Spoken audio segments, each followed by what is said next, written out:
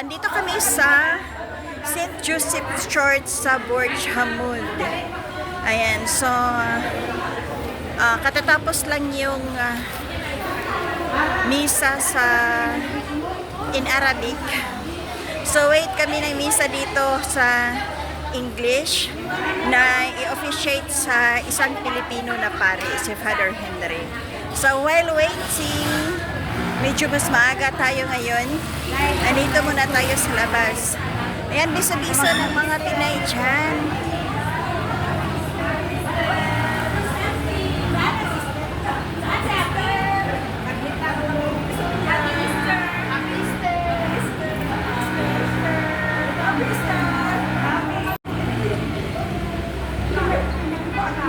Ayan, so nagdadatingan na yung mga Pinoy. Siyempre, mas magandang magsimba dito kasi Pinoy yung pare at Bisaya pa.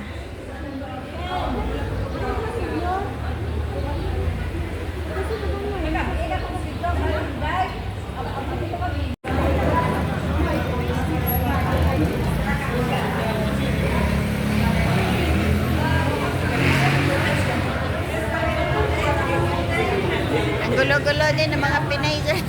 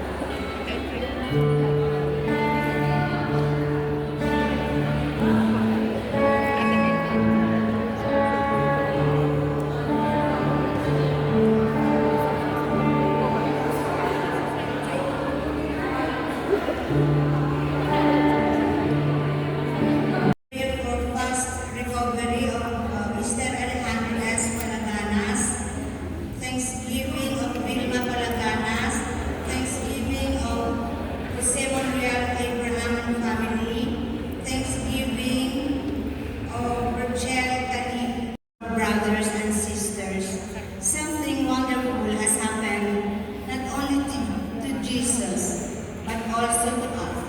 We have risen to a new life. Prepared by the Lenten season, we have left behind our moral miseries and weaknesses and have come to share in the new life that Jesus offers to all those who make Him Lord of their hearts. Echoing today's sequence,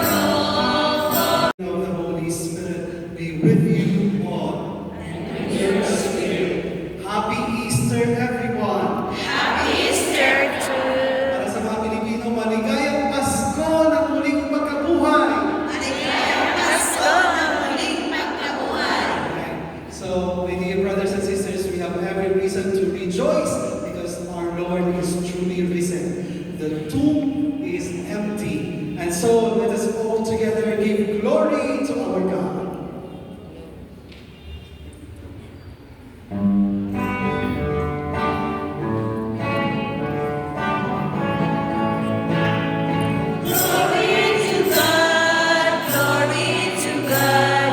Glory to God in the highest.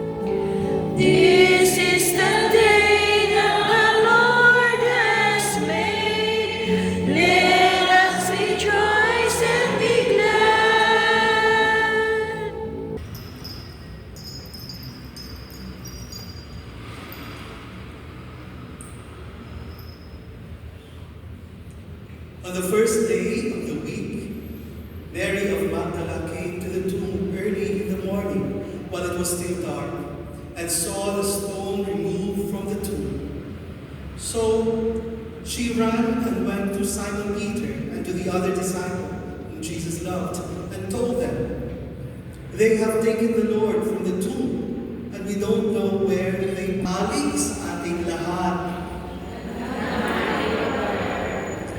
So to begin my homily, for sure a lot of you have received some messages or would pass from your feeds information about Easter.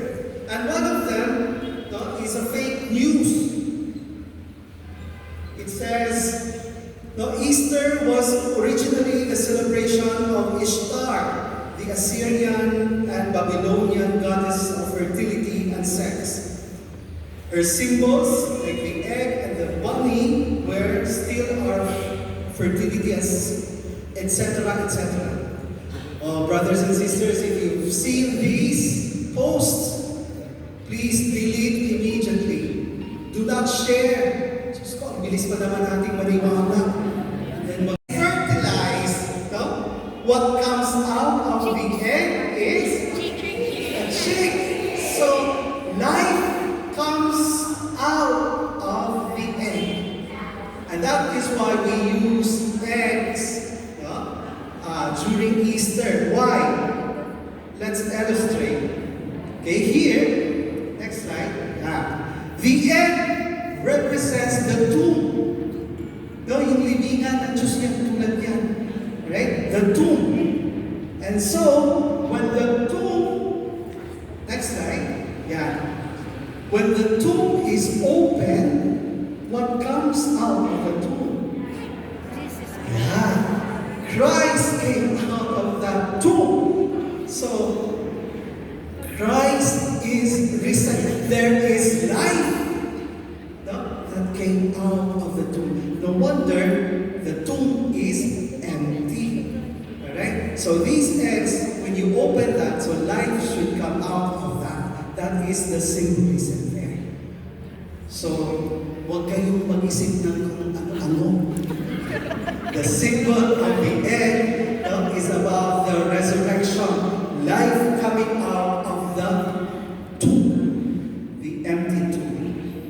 And so, because life came out of that tomb, we have reason to hope. The resurrection brings hope. That's what our gospel is talking about. And why?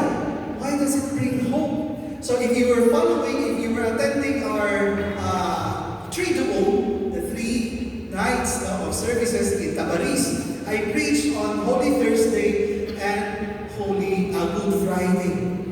Right? Sino ang nagsimba ng Holy Thursday? Taas ang kamay.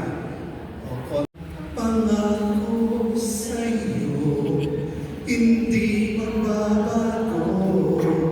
Ikaw lang ang ibigin ko.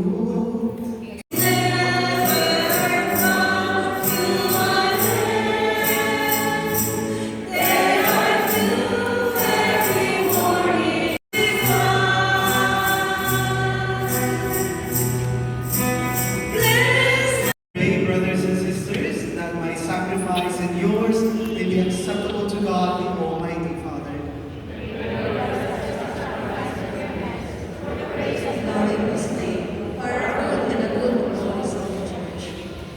Look upon your church, O God, with unfailing love and favor. You always. And with your spirit. Okay, with our Easter smile, let us offer to one another the sign of God's peace. Peace be with you.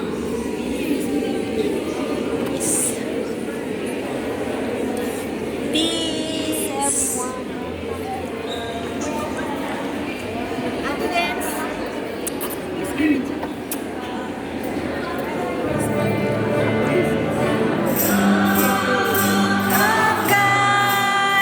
You take away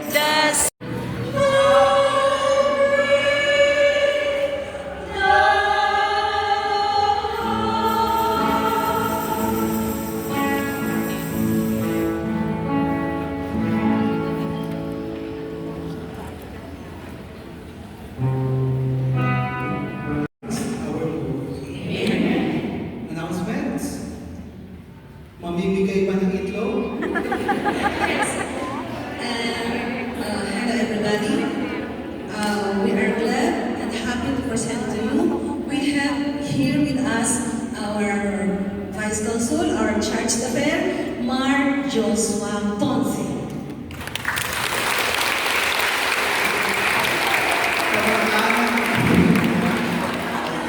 Ikaw magka-height lang kami.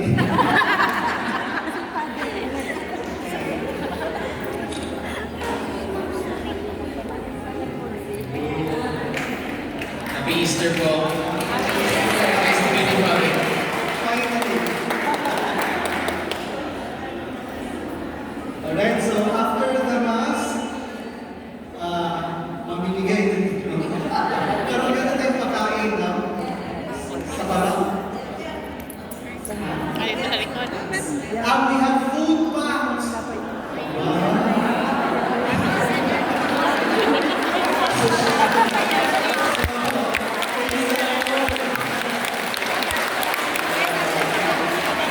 And also, Father, after Mass, next call na, I will email Okay, so yung makakuha namin food packs, pwede na umuwi. Yung walang food packs, baba. Yan, kasi may pakain din sa baba. Right? So thank you very much. Sana all every Sunday, ganyan tayo. Gusto niyo ba yun?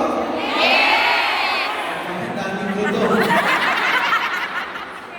Pero as yan, pipilitin natin na ano mangyayari. Right? The Lord be with you.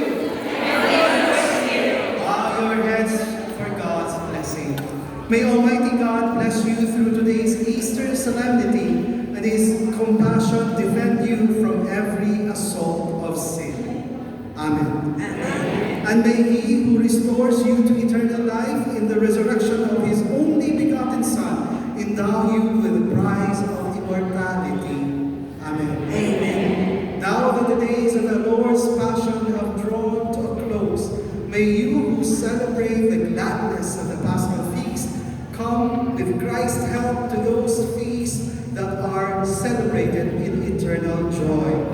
Amen. And may the blessing of Almighty God, the Father, the Son, and the Holy Spirit come down on you and remain with you forever. Amen. Our Mass has been offered. Go in peace. Alleluia. Alleluia.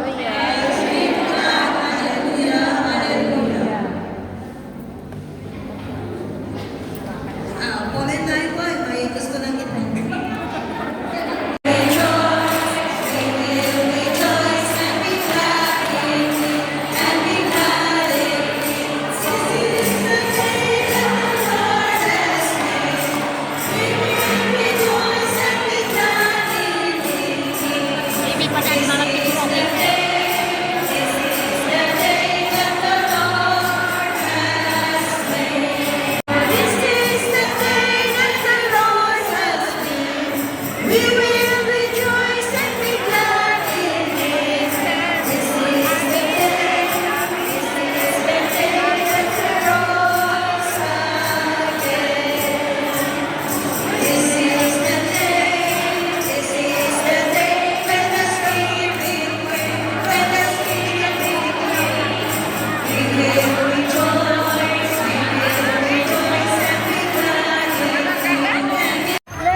So, tapos ang misa. Pabalik na tayo.